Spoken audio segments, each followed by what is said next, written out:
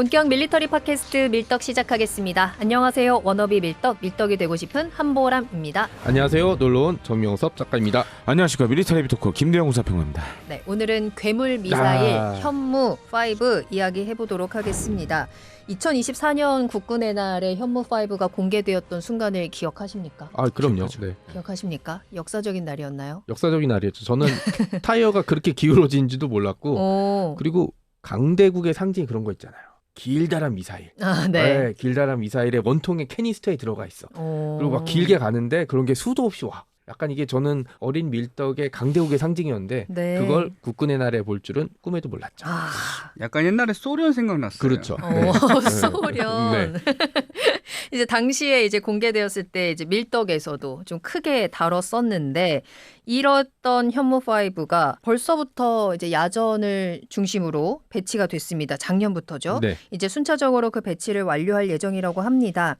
현무5에 대해서부터 먼저 분석을 해보죠. 왜 개발이 되었는지 그리고 왜 괴물 미사일인지. 현무5의 탄생은 북한과 밀접한 연관이 있죠. 그 우리나라의 삼축 체계 중에 하나인 대량 응징보복 수단으로 이제 개발이 됐고요. 북한의 핵무기 개발이 본격화되면서 여기에 우리가 대응할 수 있는 수단, 가장 좋은 건 핵이겠지만 네. 여러 가지 사정으로 우리가 핵 개발에 나설 수 없기 때문에 우리가 만들 수 있는 최고의 보복 수단은 장거리로 날아갈 수 있는 고성능 탄도 미사일이기 때문에 현무 미사일이 그런 목적으로 만들어졌고 현무5는 거기에 가장 잘 부합된 미사일이라고 보시면 될 것 같습니다.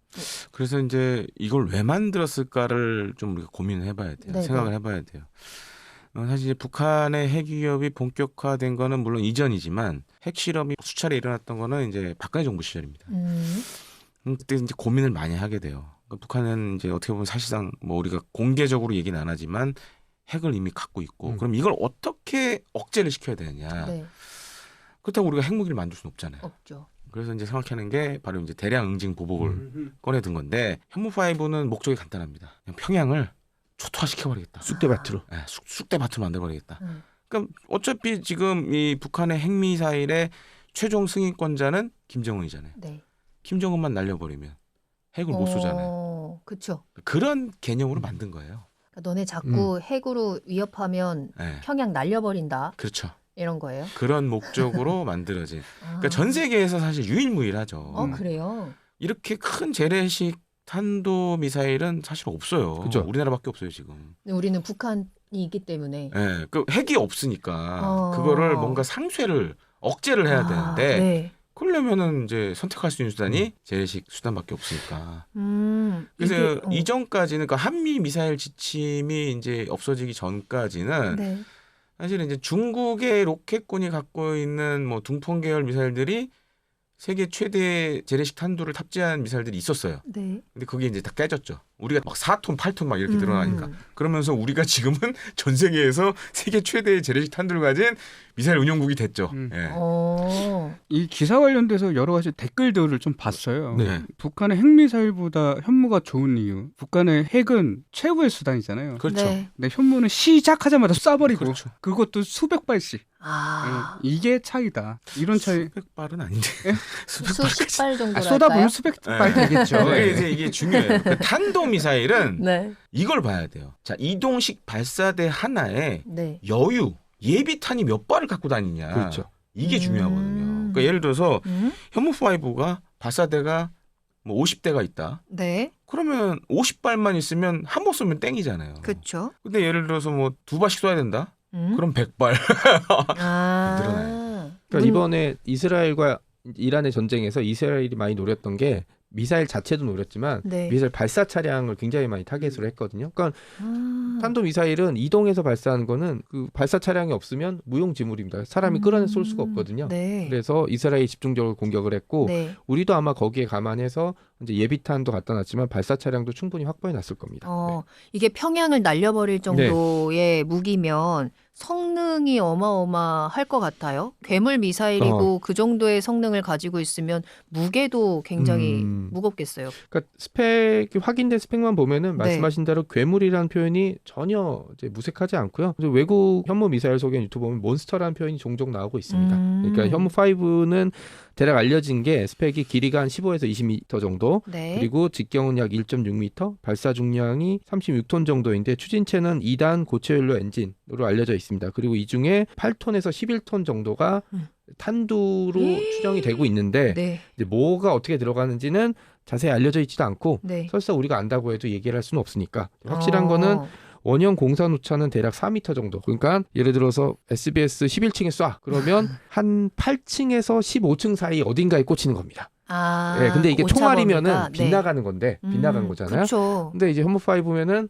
이 터지면 정도면은 뭐 터지면 죽든지 생매장 네. 날아가든지 생매장 되든지 둘 중에 하나. 아. 네, 요 정도입니다. 그리고 사거리 얘기가 계속 나오고 있는데 요거는 예를 들어 탄두 중량을 늘리고 연료를 적게 넣으면 이제 사거리는 줄어드는 대신에 탄두가 많이 늘어나는 거고 그다음에 연료를 많이 채워놓으면은 멀리 날아가는 거고 그래서 사거리는 자료를 보면은 300km에서 3,000km 이 정도로 나오고 있어요. 네, 이런 얘기들이 좀 있는데 뭐 명확하게 밝혀지지 않는 지점들이 좀 있습니다. 그 대신에 작용량이라든지 이제 관통 탄두를 생각하게 되면 지하 한 60m에서 100m까지 뚫고 들어갈 수 있으니까 김정은이 그렇게 자랑하는 지하 벙커에 노크를 해줄 수 있는 수준이죠. 전화해서 잠깐 문 좀 열어봐. 딱 열면 안녕 하고 모습을 보여줄 수 있는 그런 상황까지 갈 수 있는 거죠. 네. 네. 그래서 한 가지 말씀드릴 게 뭐냐면 이게 자꾸 현무5가 뭐 사거리가 뭐 하면 몇천 킬로미터라 이런 얘기 나오는데 저는 그 얘기 좀 안 했으면 좋겠어요. 왜요?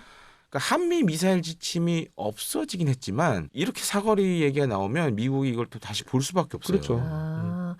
네. 그래서 저는 웬만하면 그 얘기는 좀 안 했으면 좋겠다라고 생각하는 사람 중에 한 명인데 네. 사실 저는 이게 현무5가 어디 있는지는 알아요. 근데 얘기는 할 수는 없어요. 어디 있는지 안다고요? 네, 기지도 어디 있는 줄 알아요. 한 번만 데리고 가주시면 안 돼요? 그러니까 대꾸를 못 가죠. 아, 왜요? 거기는 비밀인데 다. 아, 그래요? 그리고 이제 이 현무5도 여러 가지 설들이 있습니다. 제가 들은 얘기로는 아직은 벙커버스터 기능은 없다. 대신에 어마어마한 양의 폭약이 들어있다. 라고 알고 있어요, 저는. 그래서 이후에 어떤 사람은 뭐 현무 6도 있다, 현무 7도 있다, 뭐 이렇게 얘기하지만 네. 제가 들은 바로는 현무 5-1, 5-2 뭐 이런 식으로 좀 개량이 나올 것 같다, 향후에. 네. 그렇게 좀 얘기를 들었고 그러니까 지금 현무 5 기본형은 최대한 많은 양의 열 압력탄을 내장하고 있는 걸로 좀 생각이 돼요. 열 압력탄. 네. 그래서 일단은 목적은 예를 들어 이런 겁니다. 그 김정은의 집무실을 초토화시켜버리겠다. 그걸 지하까지 뚫고 들어가야 되지만 그 주변을 그냥 다 그냥 평탄화 작업을 하는 거예요. 그냥 그런 식으로 좀 했을 가능성도 있고. 네. 이것도 생각해 볼 만하죠. 우리나라 같은 경우에는 이제 분산탄도 많이 하잖아요. 예를 들어서 지금 뭐 탄도 무게가 한 8톤 정도 생각이 되는데 예상이 되는데 자 8톤에다가 분산탄을 넣기 시작해 봅시다. 오, 네. 그러면 네. 평양 시내를 그냥 와. 콩 볶듯이 볶을 수가 있어요. 몇 번만 쏘면 그냥 지상에 있는 건 다 그냥 콩 볶듯이 볶는 거예요.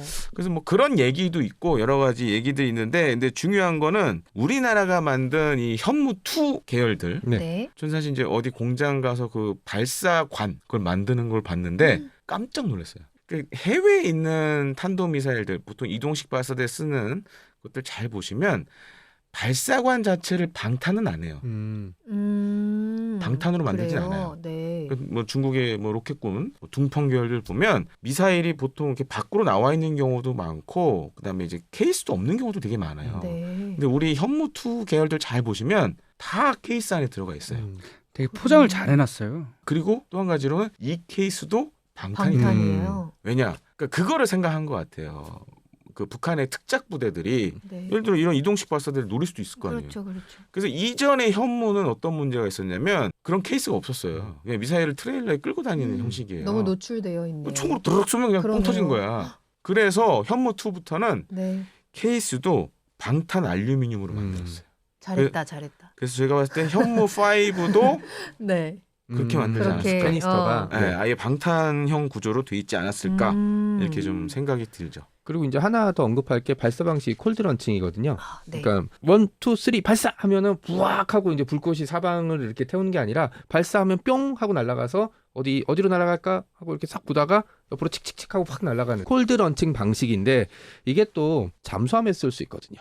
네, 잠수함은 물속에 쏴야 되기 때문에 네. 핫 런칭이 안 돼요. 예, 콜드 런칭으로 물 밖으로 뿅 쏘고 날아가기 때문에 네. 또 이게 길이가 정확하게 언급되지 않습니다. 한 16m에서 20m 정도. 예, 건담이랑 마징가 제트 길이거든요. 네, 그래서 지금 얘기 이제 안 할래. 우리가 이제 앞으로 만들 핵 추진 잠수함에 딱 들어갈 사이즈이긴 하거든요. 네, 그래서 이것도 좀 관심을 기울여야 될 측면이 아닐까라고 생각합니다. 그래서 이제 뭐 정확한 스펙은 나온 적이 없는데 네. 지금 이제 길이만 봤을 때는 미국이 만든 대륙간 탄도미사일 미니트맨 3랑 거의 똑같아요. 그러니까 사이즈는 네. 거의 대륙간 탄도미사일 사이즈예요. 와. 그 정도로 사실은 엄청나게 큰 그렇죠. 미사일이다. 그러니까요. 괜히 라고 괴물 미사일이 아니네요. 네. 자, 그럼 이 현무5가 만약에 지하 깊숙하게 있는 벙커를 부수는 임무까지 수행을 하게 된다라고 했다면 어떤 전략적인 목표들을 달성할 수 있게 될까요? 뭐 김대영 위원님께서 말씀해주신 것처럼 전쟁 나면 우리의 목표는 하나입니다. 김정은이죠. 네. 네, 우리는 그 전쟁이 벌어졌을 때 수뇌부가 실종되거나 사망한다 그래도 우리 타임테이블에는 문제가 없습니다. 애초에 계획된 작전 계획이 있고 후임자나 후속으로 누가 임무를 맡을지는 이미 정해져 있으니까. 하지만 북한은 그딴 게 없습니다. 맞아요. 그리고 어디 숨어 있을지도 대충 예상이 가능합니다. 왜냐?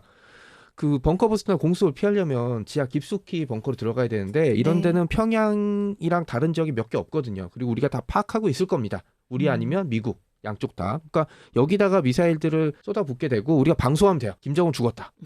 네, 우리가 벙커 쑥대밭을 만들었다. 네. 그럼 김정은이 어떤 선택을 해야 될까요? 나 살아있어 하고 나와야 되겠죠. 아. 그때 위치를 파악할 수 있는 방법도 있고 그 다음에 그렇게 해놓은 다음에 가짜로 영상을 만들어서 아 나 죽다 살아났어 항복하시라요. 뭐 이렇게 얘기하는 영상도 뿌릴 수 있고 그러니까 전쟁의 주도권을 잡을 수 있는 지점들이 있고 그 다음에 전쟁은 충격과 공포예요. 네, 충격과 공포를 주고 그 다음에 얘기를 하는 게 가장 좋습니다. 그래서 평양을 집중 공습해서 네. 쑥대밭을 만들어 버리면 북한이란 체제의 가장 중요한 부분이 김정은이라면 김정은을 보호하는 가장 중요한 세력은 평양에 거주한 사람들입니다. 이 사람들 머리 위에 뭐가 떨어진지 보여주면 사람들은 아 생각을 달리 먹어야겠다라는 그런 생각들을 할 수 있겠죠. 그러니까 김정은 노릴 수 있는 가장 좋은 네. 타겟층 할 수 있는 무기가 될 수 있다. 그렇게 보시면 될 것 같습니다. 그 이제 미국이 갖고 있는 이제 뭐 세계 최대의 벙커버스터 네. GBU-57이랑 좀 비교를 해보면 일단 GBU-57은 B2 폭격기나 아니면 B-52에서밖에 못 써요. 바로바로 못 쓴다는 거죠. 근데 우리는 단추만 누르면 날아가니까 네. 그런 장점이 있고 물론 이제 미국이 만든 GBU-57도 잘 보면은 탄두 무게 대부분은 사실 이 관통자 역할을 하는 거예요. 그러니까 아주 간단해요. 벙커버스터는 이제 무거운 걸 달아서 그냥 떨구는 거예요. 네. 그래서 네. 걔가 푹푹푹 뚫고 들어가는 거예요. 거기 중에 이제 한 3분의 1 정도, 무게의 3분의 1 정도는 보통 다 이제 열압력 기능을 갖고 있는 그런 특수 물질의 폭약이 들어가요. 네. 그래서 이제 이란에서 썼던 GBU-57도 보면은 대부분은 다 이 뚫고 들어가는 물질이라고 보시면 돼요. 근데 안에 들어가서 이제 이 효과를 높여야 되니까 열과 압력을 동시에 팡 터트려서 이제 하는 방식을 이제 많이 쓰죠. 그래서 우리도 만약에 현무5에 그런 기능이 있다 그러면 네네. 한 8톤 가운데 6톤 정도는 이제 그런 무거운 물질이 들어가 있다고 보시면 됩니다. 근데 우리는 또 이제 강점이 네. 이미 우리는 이제 열압력탄을 쓰는 탄도미사일을 갖고 있죠. 그게 바로 이제 전술지대지 미사일. 네, 그걸 갖고 있어요. 그래서 북한의 장사정포 진지를 이제 그렇죠. 때려 부수는 그걸 갖고 있는데 그것도 이제 시험 영상들을 보면 안에 들어가서 뻥 하고 터져요. 그러면 그래. 열하고 압력이 갱도로 확 퍼집니다. 그러면 막 땅 엄청 흔들리고 막 그렇죠. 난리가 그렇죠. 나겠는데. 그것도 있고 또 한 네. 가지로는 일단 이게 무겁다 보니까 네. 뚫고 들어가면서 막 흔들리겠죠. 그래서 이제 인공지진 얘기가 나오는 거예요. 그렇게 생각하시면 되겠습니다. 물론 벙커버스터로 타격을 못 줄 수도 있지만 예를 네. 들어 제가 김정은인데 내가 숨어있는 벙커 위에 떨어졌어. 나는 살아있지만 이게 산 게 아니죠. 왜냐하면 지하는 깊을수록 사람들이 공포감을 가지고 있어. 산채를 묻히는 거 아니야? 그러면 못 나갈 어디선가 수도 또 있어. 이동해야 되는. 왜냐하면 네. 여기에 뭐가 떨어졌다는 얘기는 내 위치를 파악하고 있다고 생각할 수 네. 있으니까. 그런 여러 가지 전술적인 유리함이 있고 네. 그 다음에 무너지고 나면 이 엄청난 진동 있잖아요. 인공지진. 이런 거를 겪어보면 사람들이 이제 또 패닉에 빠질 충격을 것 빠져서 같은데요. 패닉에서 잘못된 결정이나 이상한 결정을 내릴 수 있는 것도 우리가 얻을 수 있는 이점 중에 하나죠. 그래서 이제 과거에 이제 미국이 했던 여러 가지 이제 군사 행동들, 그러니까 우리가 흔히 참수작전이라고 많이 얘기하죠. 고가치 표적, 하이밸류 타겟을 그런 잡는 작전들이 계속되면 네. 어떻게 되냐? 계속 도망 다녀야 돼요. 그럼 계속 도망 다니면 이런 문제가 생깁니다. 네트워크가 끊겨요. 음. 주변에 사람들도 자꾸 떨어지고 어, 연락이 안 돼요. 도망 다녀야 고립돼. 되니까 맞아. 고립돼. 지하에 그것도. 예. 근데 이제 이렇게 계속 때리기 시작하면 계속 도망 다녀야 되잖아요. 그러면 지휘가 안 돼 그때부터는. 그런 또 강점이 와. 있는 그렇죠. 거죠. 네. 진짜 무섭겠다. 나는 지하에 있는데 막 진진이 일어나고 그렇죠. 네. 아무도 연락이 안 되고 네. 내가 나갈 수 있는지 없는지도 모르겠고 밖의 상황을 알 수 없고. 그렇죠. 그렇죠. 이제 이 공포심을 강하게 심어주는 네. 무기가 될 수 있겠습니다. 마지막으로 하지만 우리는 이 현무5에 만족하지 않습니다. 만족하면 그렇죠? 안 되죠. 네.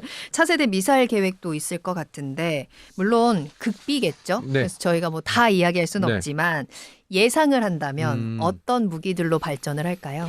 제가 기대하고 있는 건 콜드런칭 방식이잖아요. 네. 좀 크기나 길이를 줄여서 잠수함에서 발사할 수 있는. 와, 그럼 네. 바다가 흔들리겠네요. 맞습니다. 난리 나겠네요. 이런 걸 좀 기대하고 있습니다. 네. 오, 위원님은요? 사실은 이제 사용할 그런 활용성은 굉장히 높아요. 예를 들어서 요거를 좀 변형해서 뭐 적에도 위성을 쏠 수도 있고 위성 쏘는데 사용할 수도 있잖아요. 그런 것도 있고 아니면은 뭐 안에 아까 제가 서두에도 말씀드렸지만 자탄을 8톤을 그냥 그렇죠. 때려 넣는다든가 맞아. 아니면 극초음속 활공체 같은 것도 자탄 형식으로 넣어도 되고 아니면 진짜 무거운 걸 하나 딱 넣어가지고 그냥 더 떨구든가. 그래서 제가 봤을 때는 그런 용도 뭐 자탄을 넣는다던가 뭐 이런 용도. 지금 사실 이제 우리 그 육군에 보면 미사일 사령부가 있잖아요. 네. 요새 하는 걸 보면 이제 기존에 있던 기지들을 네. 이노베이션하는 작업들을 많이 하고 있어요. 그게 의미하는 게 뭐냐? 뭔가 새로운 걸 많이 준비하고 있다는 거겠죠. 네, 네. 그런 미사일 가리 것들도 하겠죠, 있죠. 이제. 네. 그리고 어떻게 보면은 지금 이제 현무 2 이상부터는 북한도 있지만 주변국에 대한 견제 수단도 되기 때문에 그런 측면에서 향후 좀 잠재적인 성장 가능성이 있다라고 보여집니다.